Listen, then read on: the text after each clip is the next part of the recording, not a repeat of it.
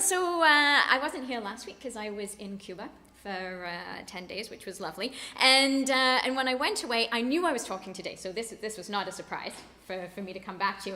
And today I knew that the theme was going to be about water. That was because in 2 weeks we're going to be doing a walk for water, like we did last year, and that's in getting ready for Earth Day, which is coming up. It actually coincides with Easter weekend this year, which is actually really cool. And so I was like, well, I have no idea what I'm going to talk about, but I've got 2 weeks to get ready. And so I said, well, I've got plenty of time, and that's absolutely great. So I was just like, well, I'm just going to see what happens on my vacation, and I'll just like put something together while I'm away. So I was to the right. Perfect. Thank you. So it actually turned out that so today the title I came up with was Water, Body and Soul. And so while I was away, well, Cuba's an island, so it was very easy to connect with water on a daily basis because, I was at a beach hotel. So every time I walked outside, I saw the ocean. It was beautiful. Not like the water we have outside today. And also on the television, pretty much the moment I left, we had all the news about Cyclone Idai, which was devastating. So that just had me thinking about water as well. And the Walk for Water as well is supposed to increase our awareness and just our kind of consciousness a little bit, put it into our consciousness and our brains a bit more about accessibility to clean drinking water and what's happening to our water on this planet. And at the resort, though, there were only certain taps that we could use for drinking water. So even though I had a tap in my room, I could only use it for brushing my teeth. I couldn't drink from it. If I wanted to have any clean drinking water, I had to walk down to the lobby because that was the tap that was clean. Not because the water wasn't clean at the start, it was because the pipes were so old that they actually contaminated the clean water on the way to my room. So that was just, well, you could drink it if you wanted, but you were going to get sick. So it was just a whole new thinking about water while I was away. So there are a few things. Oh, here we go. So so today we're thinking a lot. This is kind of like the general premise is what water do we use and how do we know it's safe? And we're going to be doing it from both a physical, like body idea, and then making the connection with our spiritual and soul aspect as well. So going from like very international perspective, this was a picture from Cyclone Idai. So it affected Mozambique, Zimbabwe, and Malawi. Terrible, devastating. They're now experiencing, they've got hundreds of thousands of people homeless, no food, no water, experiencing more and more cholera, typhoid, and malaria now as well. So quick questions for you. Would you swim in this? Any volunteers? No. Okay. Is this interactive? This is an interactive moment. Yes, the actual questions are actually asking for answers. So would you swim in this? No. Would you drink it? No. Okay. All right. This is a place in Nunavut. It's called Kangirsuk. And this was actually a story that I got out of the Anglican journal last April. And so this is Kangirsuk in Nunavut, like I said. If you see at the front of the picture, there is ice. At the background, it's open water. And it's about 230 kilometers north of Kuujjuaq. So if you had warm clothing on, would you swim in it? Would you swim in it? You know what's missing, don't you? Out of this photo, eh? What? Those little white guys. Polar bears? Okay, so say it's safe. Would you go swimming in it? Probably. Okay, would you drink it? Sure. Not okay. So actually, their drinking water, they know what ice they can drink from because of the color of the ice. I thought that this article was really interesting. If you want to read the whole thing, it's in the archives. And the ice color tells them what is safe to drink and what is not safe to drink. And their accessibility to clean water from ice is changing with climate change. So up until a few years ago, the cleanest ice was 5 kilometers away. But now, as ice is melting, there's a lot more silt and sediment in the water and in their drinking systems, like in the rivers and stuff. And so their closest ice water that they can drink is now 14 kilometers away. So they have to go a lot further if they're out for hunting and fishing. They have to go a lot further for access to for drinking water. Okay, so this is those are two of my sisters kayaking this summer.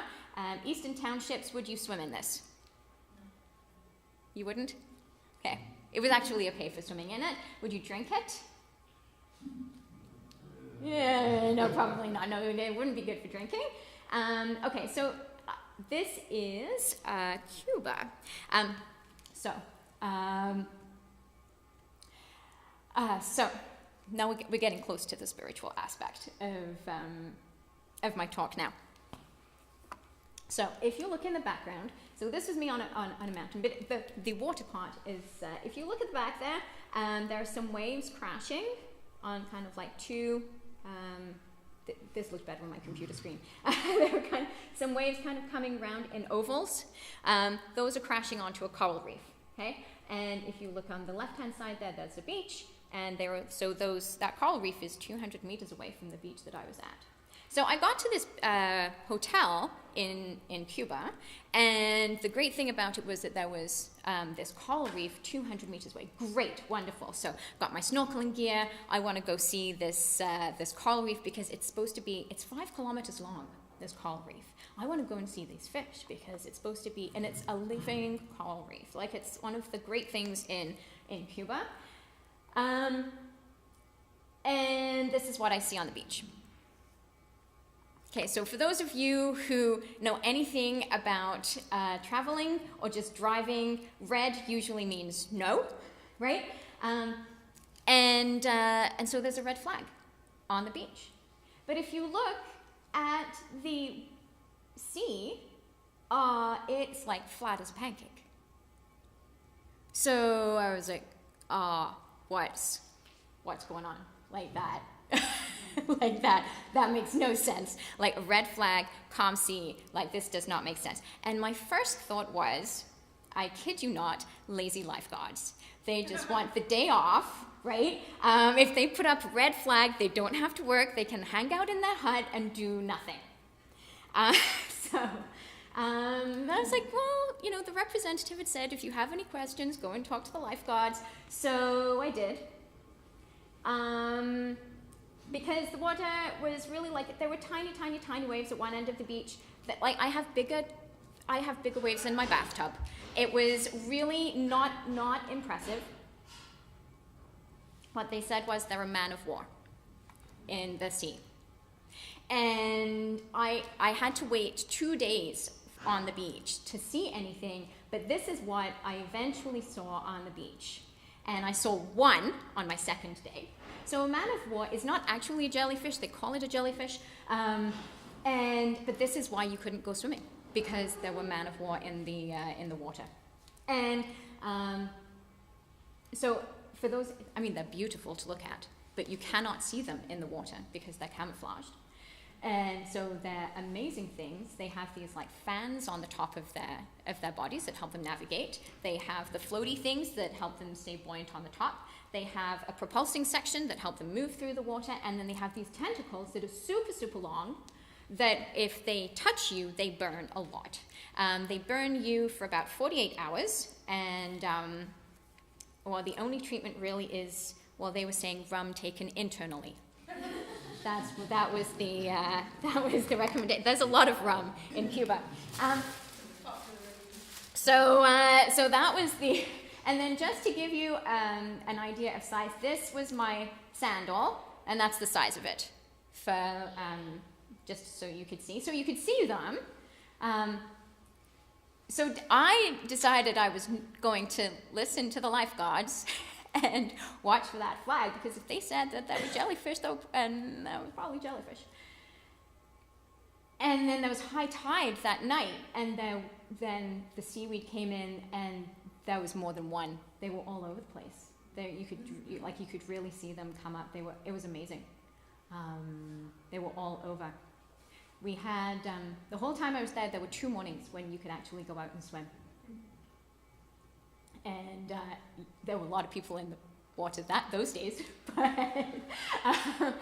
what amazed me is that even when the red flag was up, there were still people who would try to get in the water and go swimming.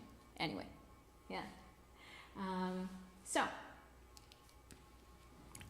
So what I would like to do is make an analogy between water situations and life situations. So if you imagine the ocean or water as a situation in life where we need to make a decision about, do I swim or do I drink, or a life situation about, do I do this, should I be doing this? And how do I know if I should do this or not? At the beach, I had the flags and I had the lifeguards. But in life, what do we have? And this is really important to know in life, like what are our flags and what are our lifeguards, because our behavior affects our spirit or our soul, and how our soul also affects our behavior in life and our relationships and how we proceed in life completely. So what are our flags and lifeguards that help us decide what do we do with our soul and with our behavior? Now, some situations are really easy. Some situations in life really look like that water from Cyclone Idai, and we're just like, oh no, there's no way that I would ever get involved in that, right? If somebody were to invite you to participate in, say, genocide in another country, like, it's very easy why people are like, well, no, absolutely not. Others are harder because it might be very close to home, because we're all part of social and cultural situations, because we come from certain family backgrounds, because actually kind of trends with what we're used to, because we're all human and we have human characteristics and traits and tendencies, and sometimes, well, our friends tell us to, or society tells us to, God wants us to do something different. So sometimes, like in culture, we're told to do something. I was thinking back to the Stanley Cup riots. Chances are, like that was crazy, the Stanley Cup riots. We won. Why did we riot? There was no reason for it. But people really did. They went onto the streets, they set fire to police cars, they threw bricks through windows, they destroyed property. But if we had gone 12 hours beforehand and we'd asked individuals if that was a good idea, they would probably individually had said no. Would you willingly participate in that? But the idea of being around people who participate in that kind of behavior has a huge influence on what we do as humans.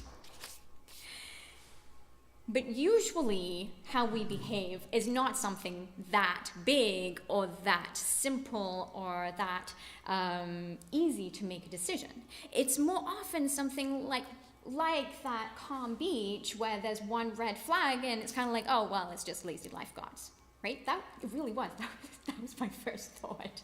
And it was just, well, I'm just going to go paddling then. Or I'm just going to go test the waters. And that's the risk that we take, is if we don't check.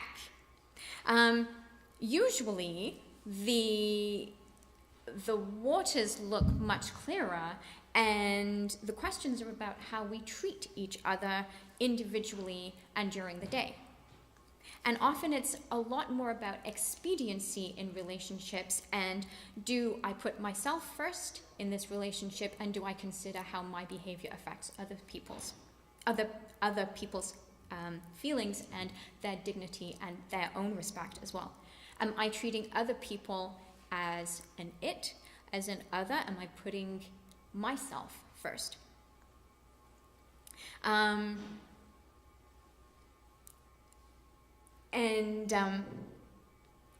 It made me think a lot about today's Bible reading, because there are a lot of people out that day. Like I said, there are a lot of people who went into the water with the jellyfish and they were risking getting stung, and some people did.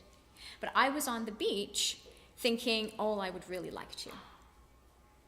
And then I looked around, and sometimes it can be really lonely being on the beach. But God doesn't want you to go into the water and go risking jellyfish. So God gives us flags, and he gives us a major life God. He gave us 2 commandments, and he gave us Jesus as well. So those are our major ones. I was trying to think of our things that are often samples of behavior, and I was thinking back to when I was a teenager. Being sarcastic was very cool. It was really cool. And I hear it today too. Oh, that hasn't changed, it seems. And it used to be and you'd go around and everybody would be sarcastic to each other, so everybody got an even turn at being sarcastic and also being put down, because even at the end of the day, that's what happens, right? When you're sarcastic in a group, is that everybody is put down a little bit. So everybody feels a little bit better about themselves, but you're also put down a little bit. But it's not okay to put people down. And it's really hard to not participate in something like that, because it means that you're standing on the beach alone while other people are in the water with jellyfish, and you're alone, and you want to participate, and you want to go play, and you want to have fun and maybe see some cool fish, but you're standing on the beach. But then while I was standing on the beach, literally, I realized there were other people on the beach too. And so I got to go and talk to those people, and I actually had a good time while I was talking to those people on the beach, and I got to do some other things too. And they had games on the beach while, we were waiting for the winds to change. And I realized that, continuing with that analogy of not going into the water and staying on the beach instead, actually created opportunities for other things. And I was trying to put this back into sermon context and life in general, and what kind of opportunities have happened when people have stayed on the beach, as it were, and not gone along with social trends. Fair trade came to mind. And that was a bunch of Christians who decided that they did not want to always participate in the regular commercial market that took advantage of people and didn't treat people well, but they wanted to try to make sure that people were paid fairly and treated fairly for the work that they did. And so now the fair trade movement has really taken off. And that was because there were people who decided that they were going to stay on the beach. And it's really made a huge difference in a lot of people's lives. So avoiding that water with the jellyfish, well, at the end of the day, it's not worth it to go into the water, because there were people who got stung. And it made me think of the Bible reading today, that prodigal son. I've always had a hard time with the younger son. Yes, I'm the oldest, but I've always thought, it always seems a little bit unfair that he gets a party when he comes back, But having stayed on the beach while there were jellyfish out there, and having seen, heard these stories about the jellyfish and the jellyfish stings and how bad they are, I'm feeling a little more sympathetic now. Because those people who went out and they, I wouldn't say they cuddled the jellyfish, but they risked getting stung. They were not having a good time when they were stung. They really did not. And that son who went out, he ended up eating the pig's food, and then he decides to come home. So on the beach, we were all having a great time, and I'm sure that those people, when they got stung with the jellyfish, they might have seen some great fish, but at the end of the day, what they were thinking about the most was that they had really, really, really bad stinging arms and legs, and it was going to hurt for a while. While at the same time, we were on the beach, and we were having a great time in a different way. We were having a really good time on the beach. And so it just made me think, it really, really linked with the prodigal son story today, this idea of staying on the beach and just doing different. Sometimes it might not be exactly what you want to do, and it's not risking doing the things that are perhaps what you want to do and going with what your human heart says, but doing what the lifeguards and the flag say to do. So,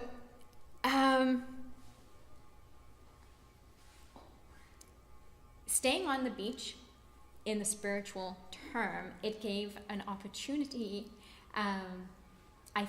It gives an opportunity for those fruit of the Spirit to come, to grow, as it were. Nick gave a sermon when he was here on growing the fruit of the Spirit, and it really struck me yesterday it was growing season. Today less so, as it snows outside. But it really struck me that he used the analogy of actually growing the fruit of the Spirit. And on that beach, it really seemed that we were all participating and sharing and talking and telling stories about why we were there and how we were there. And that's what was going on. And so those fruit of the Spirit are love, joy, peace, patience, kindness, goodness, faithfulness, gentleness, and self-control. And when we listen to that lifeguard and we pay attention to those flags, that's what happens. Is that all of those fruit of the Spirit grow a little bit more day by day in our lives. Because at the end of the day, if you stay on the beach and you're following those flags, it's because you've decided to follow those two commandments: love God and love each other. And it means you've decided to pay attention to that lifeguard and listen to what he's saying. That means that in the spiritual analogy, you've decided to listen to Jesus and listen to what he's saying. So in preparation for this Earth Day, we are paying attention a little bit more to our planet, to water awareness, and the knowledge that Jesus provides only clean and living water. And as we move through the remainder of Lent, I'm going to make a suggestion that maybe not every time we turn on a tap, because that would be quite a few times every day, but when you look at the lake, or occasionally when you turn on the tap, make a connection between the water that you see and that choice, that spiritual water, and take it one step further and think, have I decided, do I want Jesus as my lifeguard, and do I want to listen to him? And if this is the first time asking that question, then great. And this could be your first time, or it could be a re-questioning. Either way, Lent is a great time to answer that question. So enjoy your tap water. Play in the lakes. Do not cuddle jellyfish. Not recommended. And come to the Walk for the Water in 2 weeks.